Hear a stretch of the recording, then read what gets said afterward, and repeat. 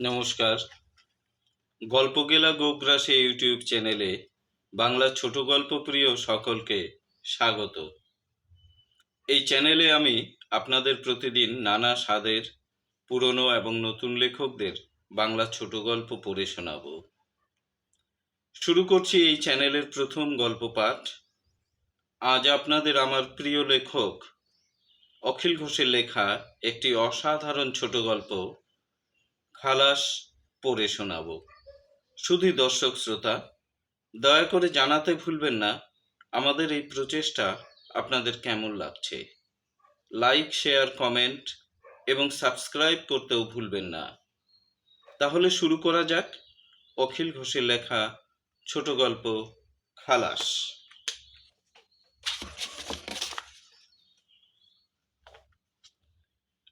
রবি ঘোষের গামার গাছের জঙ্গলে এসে ঢুকলো নেপুর মা। গায়ে ফুলিয়া থেকে নেপুরে এনে দেওয়া পশমি গিলাপ, যদিও অনেক পুরনো, তবু গায়ে ওম ছড়ানোয় কার্পণ্য নেই ওটার। সেটার নিচে অবশ্যই অনেক কিছু রয়েছে। নেপুর বাপের রেখে যাওয়া চাদর কাপড়ের গরম ফুল হাতা জামা, তার নিচেও মোটা সুতি কাপড়ের ব্লাউজ, তারও নিচে আরো কয়েকটি জামা কাপড়। এসবের ওপরেও এই পৌষের কনকনে ঠান্ডা নিরোধক প্রাকৃতিক উপাদানও আছে একটি, সেটা হলো কাঁচা সুপুরির পান। যত শীতই পড়ুক, এক ফালি সুপুরি মুখে পুরে দিলেই হলো। 10 মিনিটের মধ্যে ঘাম ছুটে যাবে শরীরে। আসবার সময়ে লগি দিয়ে খুঁচিয়ে একটা আধপুরুষ্ট সুপুরি পেরে ফালি করে মুখে ঢুকিয়ে এসেছে নেপুর মা। সেটাই কচর কচর করে চিবোতে চিবোতে জঙ্গল ভেঙে নিচের দিকে সন্ধানী দৃষ্টি রেখে এগোচ্ছে নেপুর মা।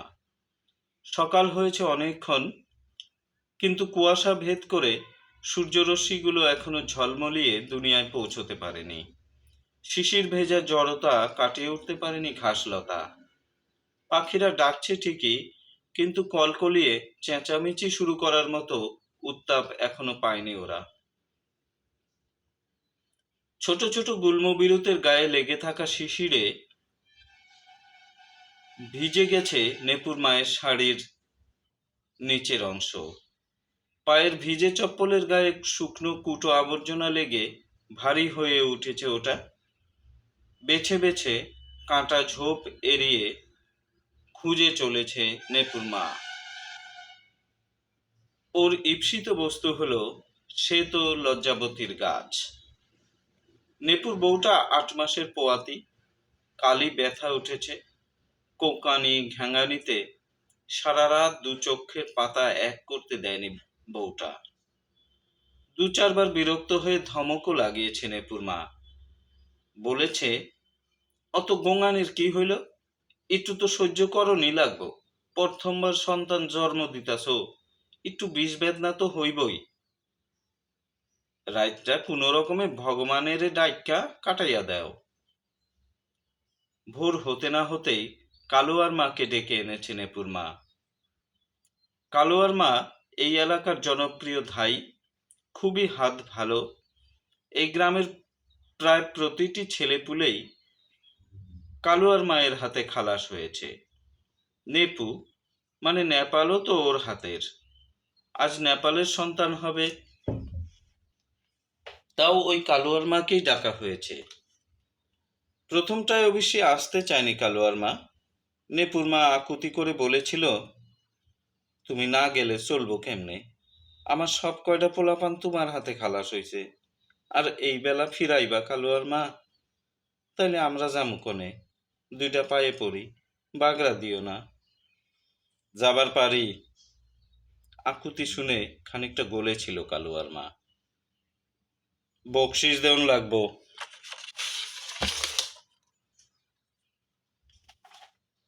পোলা হইলে 201 টাকা, আর মাইয়া হইলে 151 টাকা। বকশিসের অঙ্ক শুনে আঁতকে উঠেছিল নেপুর মা।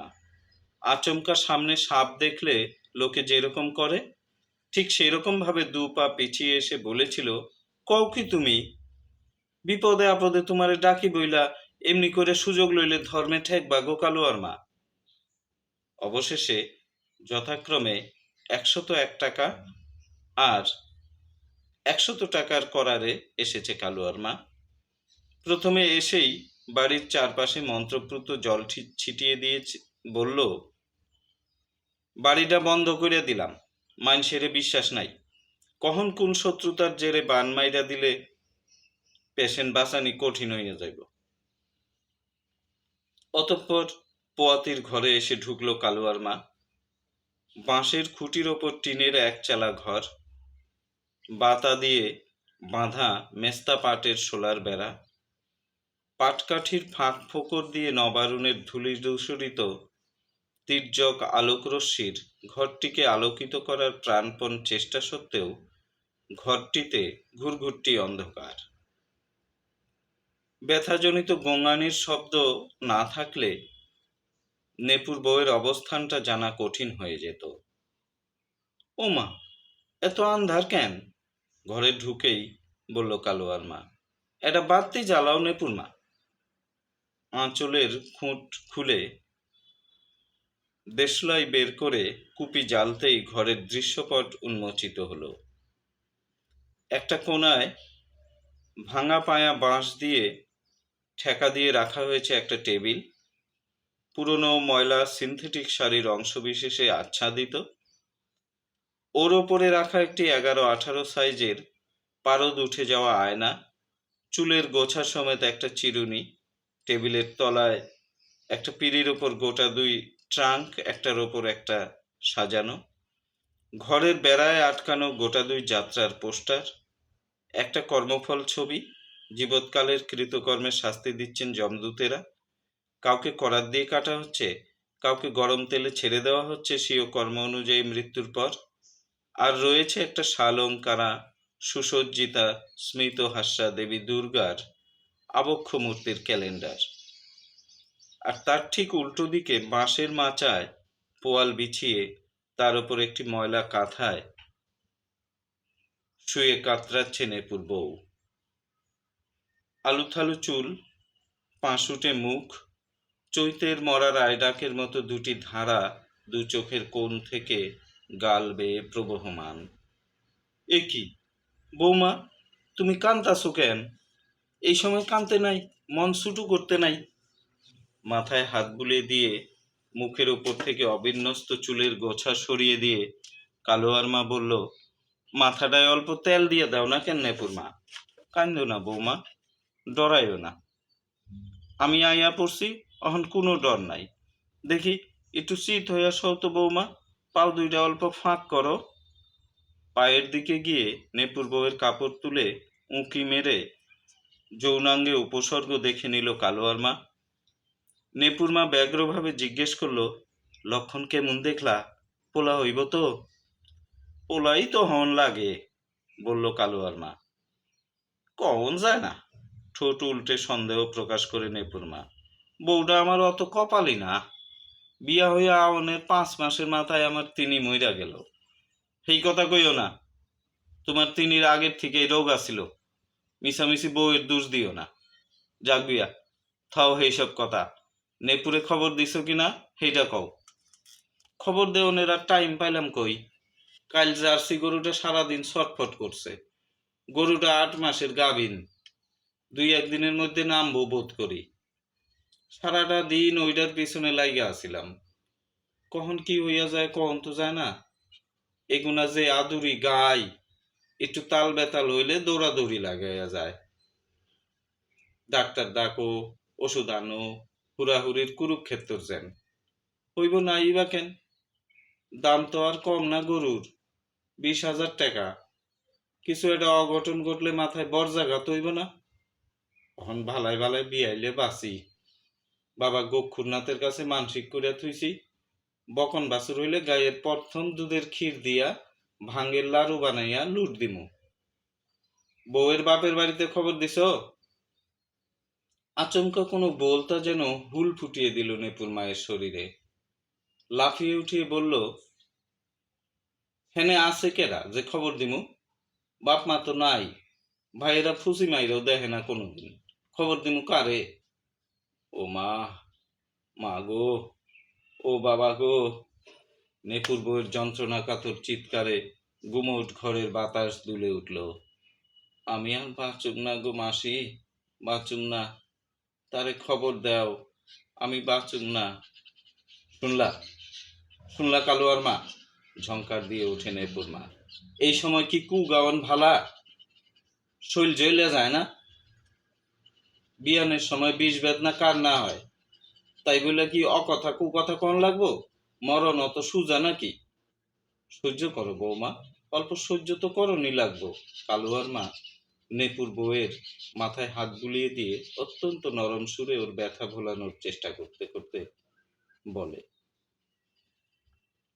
পারতাছি না, যেমন বাইরায়, বাঁচুম না আমি, উ উ উ বাঁচুম না মাসি। ও মা, ও বাবা, মরলাম, মরলাম গো। একটু একটু সহ্য করো বৌমা। নেপুর মা, কয়টা বিষ ঢেকির গাছ নিয়ে আসো তো দেখি, ঝাড়ুন লাগবো, ঝাড়া না দিলে বেদনা কমবো না। এই সাত সকালে বিষ ঢেকির গাছ কোনে পামু? পাচন গেলা মুখে একরাশ বিরক্তি ছিটিয়ে বেরিয়ে যায় নেপুর মা। বাড়ির পেছনের ঢেকি শাকের জঙ্গল থেকে দুমুঠো বিষ ঢেকির গাছ নিয়ে এলো। কালুয়ার মা নেপুর বউকে উপুর করে শুইয়ে সেই বিষ ঢেকির গাছ দিয়ে ঝাড়তে লাগলো। নেপুর বউয়ের ব্যথা তাতে কমল না। কমবে কি, ওর যে অনেক ব্যথা। শুধুই তো প্রসব যন্ত্রণা নয়, ওর মা নেই, বাবা নেই, এটা কি ওর কম ব্যথা? আজ এই দুর্দিনে ওর মা যদি থাকতো, ওর মাথায় নরম শীতল হাত দুটি বুলিয়ে দিত, ওর ব্যথা কি তাহলে কম হতো না? বাপটা যদি ওর সামনে এসে দাঁড়াতো, তবে কি এই ভয়াল পরিস্থিতিতে ওর মনে একটু সাহস হতো না? বুকের বল বাড়তো না? ভাইয়েরা অনেক দূরে থাকে, দিন মজুরি করে খায়, যেদিন কাজ করে খাওয়া জোটে। বউ ছেলে মেয়ের পেটের চিন্তাই করবে, নাকি বোনের খোঁজ করবে ওরা? বোনকে তো বিয়ে দিয়ে দায় খালাস হয়েছে ওরা। আর যদি বাপ মা থাকতো, পারতো কি দূরে থাকতে? তা সে যত কাঙালি অবস্থাতেই থাকুক না কেন, ছুটে চলে আসতোই। এই যে ভয়ে ওর বুকের ভেতরটা শুকিয়ে কাঠ হয়ে গেছে, এ সময় দুটো মিঠে কথা বলার লোক নেই ওর কাছে। যে বিয়ে করে নিয়ে এসেছে সেও তো নেই, সে থাকে বিদেশে, সেখানে ঠিকা শ্রমিকের কাজ করতে গেছে মাস 6 আগে। ও জানতো এ সময়টা ওর এখানে থাকা দরকার হবে, তবু গিয়েছে, না গিয়ে উপায়ও ছিল না। এ বাংলা ছেড়ে অনেক দূরের মুলুকে যেতে হয়েছে ওকে, কারণ এ বাংলার মেটে গন্ধে ওদের পেট ভরে না। এ বাংলার সুশীতল বায়ু ওদের জঠরাগ্নিকে উস্কে দেয়। এ বাংলার মরা রায়ডাকের জল সে আগুনকে প্রশমিত করতে পারে না, তাই যেতে হয়েছে। মাত্র 2.5 বিঘে জমি ওদের, তার মধ্যে 1.5 বিঘে পয়েস্তি আর 1 বিঘে চাঠাম। পয়েস্তি জমিতে ভালো ফসল হলেও চাঠামে কিচ্ছু হয় না, শুধু মেস্তা পাট আর মাসকলাই ছাড়া। জমি ওদের আরও ছিল, মোটমাট বিঘে 7 তাতে ওদের ভালোই চলতো, ঘরের খেয়েও অল্প স্বল্প বাঁচত। আর সেসব জমি তো নয়, যেন সোনার খনি ছিল। ওর ছোট নন্দের বিয়ের সময় 2.5 বিঘে বেচতে হলো, আবার শ্বশুরের অসুখের সময়ও বেচতে হলো 1 বিঘে, আর 1 বিঘে বন্ধক দিতে হলো। শ্বশুর তো সেই বাঁচলই না, মাঝখান থেকে টাকাগুলো গেল, আর 1 বিঘে বন্ধকি জমিও ছাড়ানো হলো না আজও। বাদবাকি যা জমি রইল, তাতে চাষাবাদ করে যা ফলবে, তাতে টেনে টুনে মাস 3 চলতে পারে। বাকি 9 মাস কি করে চলবে সে চিন্তা ব্যতিব্যস্ত করে তুলল ওর স্বামীকে।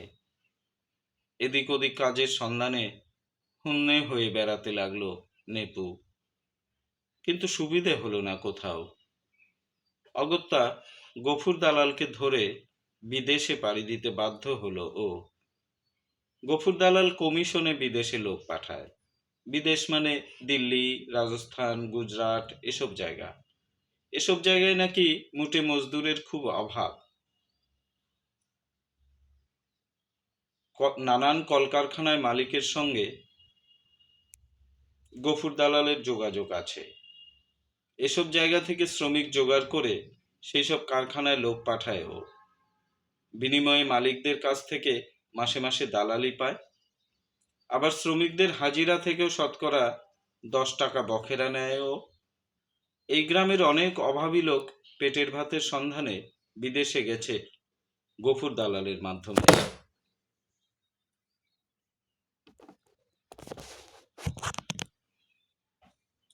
20,000 টাকা অগ্রিম নিয়ে গেছে নেপু রাজস্থানে। যারা 1 বছরের করারে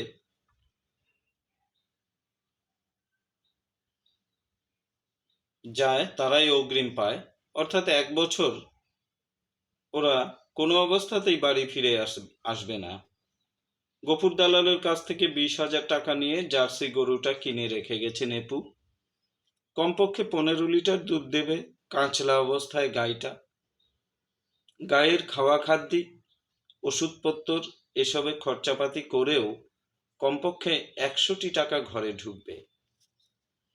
সেই টাকায় সংসার চলবে, আর রাজস্থানে নেপু যা কামাবে তা সঞ্চয় করবে। বছর পার হলে মোটা টাকা নিয়ে দেশে ফিরবে। সেই টাকায় একটা ছোট মোটো ব্যবসা খুলবে। এই আশাতেই বুক বেঁধে ওকে ফেলে চলে গেছে ওর স্বামী, এই বাড়িতে একমাত্র ব্যক্তি যে ওকে নিখাদ ভালোবাসে। যাবার সময় বুক ভেঙে কান্না আসছিল ওর। স্বামীর অনুপস্থিতিতে ওকে খাঁচাবন্দি পাখির মতো ছটফট করতে হবে যে। ওর সারাদিনের ছোটখাটো ব্যথা বেদনাগুলি বাংময় হয়ে ওঠার জন্য দুজনের একান্ত মুহূর্তের প্রতীক্ষায় থাকতে থাকতে হারিয়ে যাবে। আনন্দঘন মুহূর্তগুলি একটি লোককে সাক্ষী খুঁজে খুঁজে ফুরিয়ে যাবে চটজলদি। ওকে যেন নির্বাসনে রেখে যাচ্ছে ওর স্বামী। এসব ভেবে মন খারাপ হয়ে উঠেছিল ওর। বিমর্ষ দেখে স্বামী ওকে সান্ত্বনা দিয়েছে, যাওন তো লাগবই, দেখতাছো না সংসারের হাল, তার মধ্যে নতুন একটা মানুষ আইতাছে, তার জন্যও তো ভাবতে লাগবো। তারে ভালো কইরা মানুষ করতে থাই একটা ব্যবসা পাতির চেষ্টা করতে লাগবো। টাকা পামু কই বিদেশ না গেলে? ব্যবসা তো করতে পুঁজি লাগবো। 1 বছরের জন্য যাইতাছো, এই সময়ের মধ্যে তাল বেতাল একটা কিছু হইয়া গেলে তুমি তো আইবার পাবা না, কিচ্ছু হইব না। ভগবানের জিম্মায় তোমাগো রাখা গেলাম, যেমনে থুইয়া গেলাম তেমনি আবার ফিরে আসমু। আইয়া দেখুম সেই অবস্থাতেই। আর একটাই তো বছর, দেখবা দেখতে দেখতে কাইটা গেছে। দেখতে দেখতে কাটেনি ওর বছর। বিরাট লম্বা লম্বা রাত, লম্বা লম্বা দিন অনেকগুলি করে কাটিয়েও 1 বছর কাটেনি। কত শত মাস, কত শত বছর, কত শত যুগ যেন পার হয়ে গেছে, কিন্তু তবু একটা বছর পার হয়নি। দেখতে দেখতে ওর জীবনের সবচেয়ে সংকটময় মুহূর্তটা এসে গেল, কিন্তু সে এলো না, ওর পাশে এসে দাঁড়ালো না। ওর ভয়ে শুকিয়ে যাওয়া বুকটায় একটু সাহস জোগাতে উদ্বেগ মাখানো মুখে সামনে তো এলো না সে। তবে কার মুখ দেখে ও ব্যথা ভুলবে? কার ভরসা মাখা মুখ দেখে এ মহাসংকট থেকে পার হওয়ার জন্য বুকে সাহস সঞ্চয় করবে? এখানে তো কেউ ওর জন্য উদ্বিগ্ন নয়, চিন্তিত নয়, ব্যথিত নয় ওর ব্যথায়। কালুয়ার মা তাই যতই ঝাড়ুক, এ ব্যথা ওর কমবার নয়। কমলো না ব্যথা, বরং বেড়ে গেল। ওর ঘন ঘন আর্তনাদে কেঁপে কেঁপে উঠতে লাগলো ঘরের নৈশব্দ। ওর শাশুড়ির উদ্বেগ ক্রমশ বেড়ে চলেছে, তবে ওর জন্য নয়, 20,000 এই গরুটার চিন্তায়। একটু পরপরই বাইরে গিয়ে খবর নিয়ে আসছে, আর বারবার গক্ষুরনাথকে ডেকে ওর মানতের কথা মনে করিয়ে দিচ্ছে। ঝাড়াঝাড়ি চলতে চলতে কিছুক্ষণ পর নেপুর বউয়ের জনির দ্বার দিয়ে চাপ চাপ রক্ত বেরিয়ে বিছানা ভেসে গেল। কালুয়ার মা ওর ঝাড়নের অব্যর্থতার কথা ঘোষণা করে বললেন, অহন বেদনা কইমা যাইব, এই যে 20 জল ভাঙলো, যে ঝাড়ন দিছি 20 জল না ভাঙ্গা যাব কনে।